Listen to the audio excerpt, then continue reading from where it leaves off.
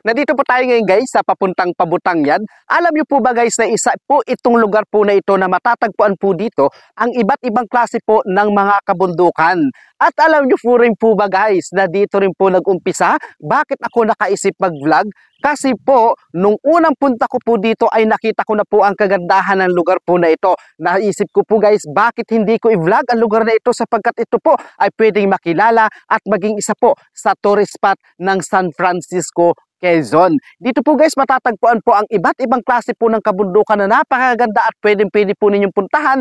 At kung ako po guys ang unang tatanungin at kung saan ko po unang dadalhin ang isa pong turista po dito sa aming pong bayan, wala po akong ibang iisipin kundi po ang kaunahan pong barangay.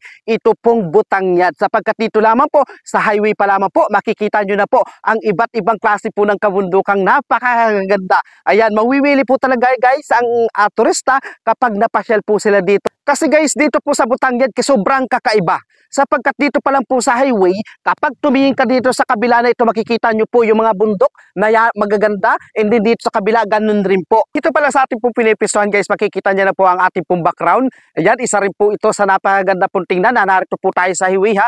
Hindi dito nga naman po guys sa lugar po na ito makikita po natin, papansin po natin yung isa pong kubo na nagmumukod-mukod po dito sa ating pong background. Ayan, napakasarap po siguro guys tumira sa ganitong lugar na ang maririnig nyo lamang po ay ang mga huni ng mga ibon, malamig na simoy po ng hangin po dito na nagbumula po sa kabundukan. At kung napapansin nyo guys, ito po ating pong nasa background, ito po ay papuntang Pabutangyan.